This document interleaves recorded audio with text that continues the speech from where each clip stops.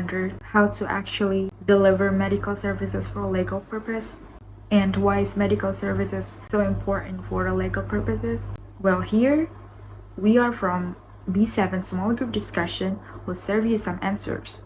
So let's dive in.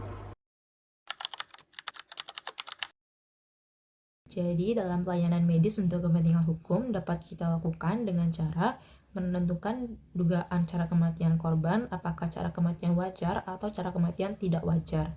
Jika cara kematian tidak wajar, kita dapat membantu menggali informasi dari pemeriksaan jenazah, sehingga kita perlu memahami terkait prosedur mediko-legalnya dengan tetap memperhatikan nilai-nilai dari pelayanan kedokteran untuk kepentingan hukum, seperti imparsial, independen, akuntabel, objektif, ilmiah, bebas dari konflik kepentingan, serta anti diskriminasi, sehingga nantinya kita dapat membantu menjadi saksi ahli ataupun saksi profesional di pengadilan dan dapat membantu dalam penegakan hukum.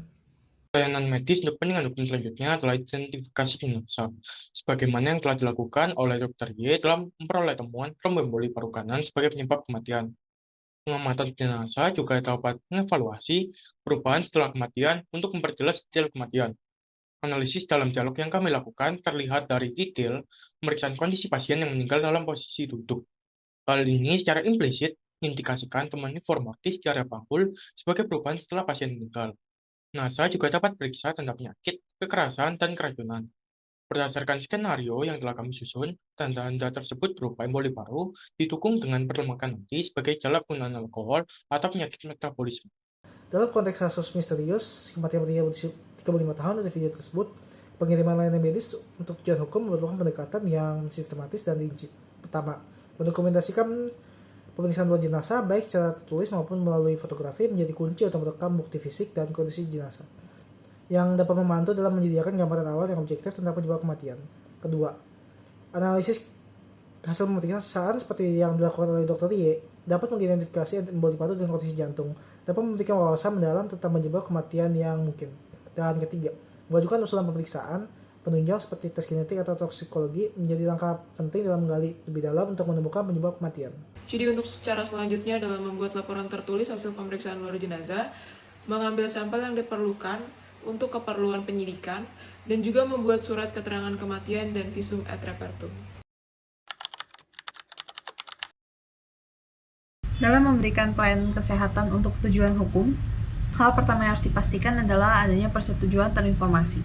Pastikan bahwa pasien atau wali hukum pasien sepenuhnya memahami perawatan atau prosedur yang diusulkan, beserta risiko, manfaat, dan juga alternatifnya. Dokumentasikan proses ini dengan teliti untuk melindungi baik pasien maupun penyedia layanan dalam kasus masalah hukum. Untuk yang kedua adalah dokumentasi secara akurat. Dokumentasi yang benar sangat penting dalam layanan medis untuk tujuan hukum. Catat semua informasi pasien yang relevan, termasuk gejala, diagnosis, pengobatan, dan juga perawatan lanjutan. Pastikan catatan medisnya rinci, akurat, dan juga tepat waktu untuk memberikan gambaran jelas tentang kasus pasien jika ada masalah hukum. Saat memberikan layanan medis untuk tujuan hukum, penting untuk menjaga standar perawatan yang tinggi, akurasi, dan dokumentasi yang menyeluruh. Selain itu, penyedia layanan kesehatan harus mematuhi undang-undang dan peraturan yang telah ditetapkan. Hal ini termasuk menjaga keakuratan catatan pasien, informed consent, dan memastikan kepatuhan terhadap undang-undang yang mengatur tentang privacy. Dokumentasi prosedur medis yang tepat, komunikasi yang transparan dengan pasien, dan kolaborasi yang baik dengan profesional hukum merupakan aspek penting dari penyediaan layanan medis dalam kerangka hukum.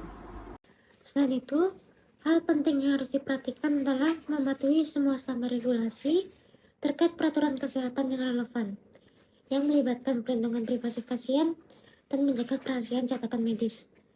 Selain itu, pastikan terciptanya komunikasi yang efektif dengan pasien, keluarga mereka, dan profesional kesehatan lainnya dengan menyampaikan secara jelas informasi medis, rencana pengobatan, serta risiko potensial.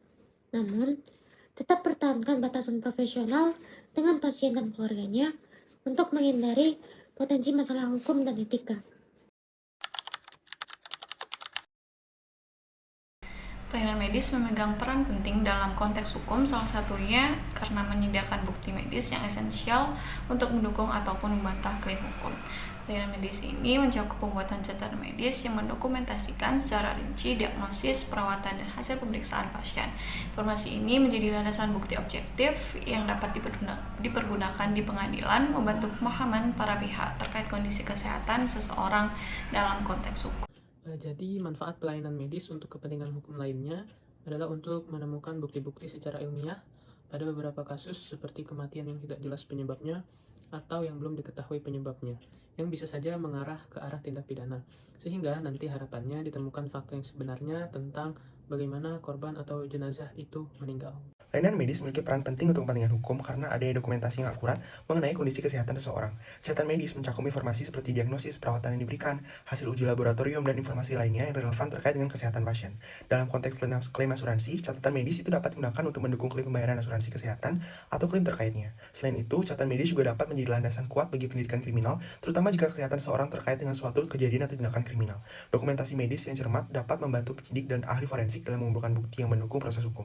Dengan demikian, integritas dan ketelitian catatan medis memainkan peran krusial dalam memastikan bahwa proses hukum dapat berjalan dengan adil dan berkeadilan.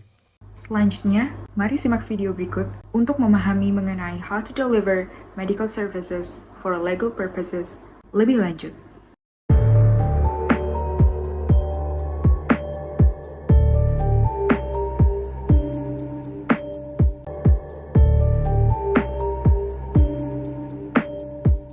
Selamat pagi dokter, nama saya penyidik Priscilia. Di sini saya izin melakukan wawancara pada kasus pasien yang akan diselidiki.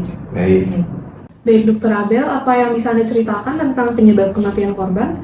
Baik Bu, di sini dari otopsi kita mengungkapkan beberapa temuan-temuan yang tidak terduga. Di sini penyebab kematian langsung dari pasien merupakan emboli paru, di mana ada beberapa tromboemboli di pembuluh darah paru-paru kanan, dengan trombus besar yang menghalangi arteri pulmoner kanan. Baik dokter, di sini ada emboli paru ya dokter. Di sini cukup mendadak dan apakah ini termasuk kematian alami ataupun harus kita cari kemungkinan adanya tindak kejahatan ya dokter?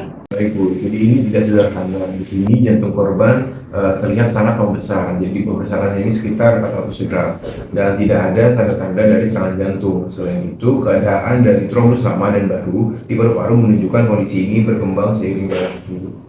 Baik dokter, jadi di sini apakah faktor gaya hidup dapat menjadi penyebab dan adakah yang menonjol dalam riwayat medis ataupun kehidupan pribadi korban ya dokter? Di sini ada hal-hal menarik, di mana di sini korban umurnya masih cukup terbilang muda dan juga cukup sehat, dan dia juga memiliki faktor risiko yang signifikan atau obesitas, dan tidak kita temukan adanya bukti trauma, operasi atau kanker baru-baru ini. Ini juga menunjukkan kemungkinan predisposisi genetik terhadap keadaan hiperkoagulabel. Predisposisi genetik, bukankah itu jarang dokter?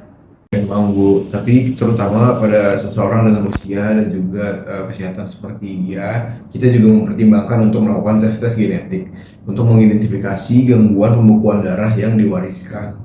Di sini ini bisa jadi sangat penting untuk memahami gambaran secara keseluruhan. Oke, baik dokter. Lalu bagaimana dengan toksikologi? Apakah ada obat-obatan atau racun yang dapat berperan? Untuk hasil toksikologinya masih menunggu, tapi mengingat adanya temuan patologis itu tidak mungkin. Namun saya akan membantu Anda segera setelah kami memiliki hasilnya. Baik dokter, lalu dari pemeriksaan fisik korban, apakah ada indikasi tentang kebiasaan hidupnya ataupun kondisi fisik yang mungkin relevan ya dokter? Baik Bu, jadi di sini pemeriksaan fisik menunjukkan gaya hidup pasien yang sedentari, di mana ada tanda-tanda minimal dari tonus otot dan indikasi pasien sering duduk dalam waktu yang lama. Mungkin ini berkaitan juga dengan pekerjaan dari pasien sendiri. Hal ini sesuai dengan faktor risiko dari trombosis vena dalam, yang nantinya akan dapat menyebabkan dari emboli paru itu sendiri. Baik, di sini saya mengerti dokter. Lalu apakah stres ataupun masalah kesehatan mental bisa berperan dalam kondisi seperti ini dokter?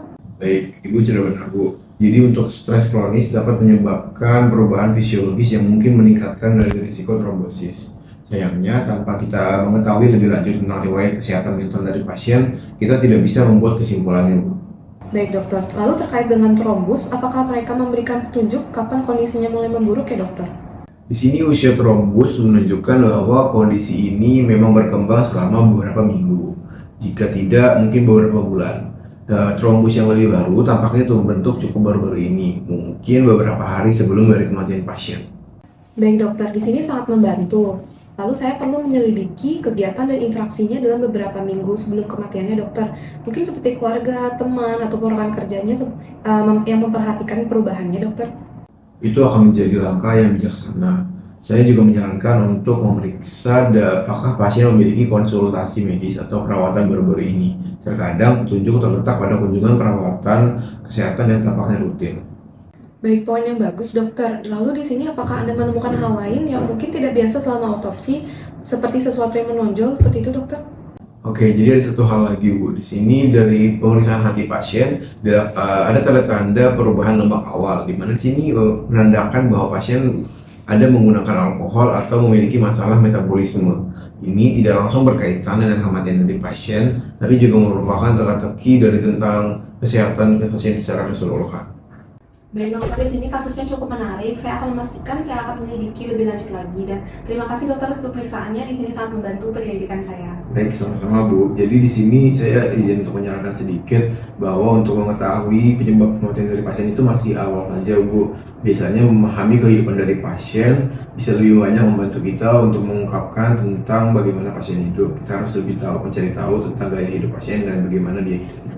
Baik, saya sepenuhnya setuju dokter. Mungkin sekian saja dari wawancara. Terima kasih.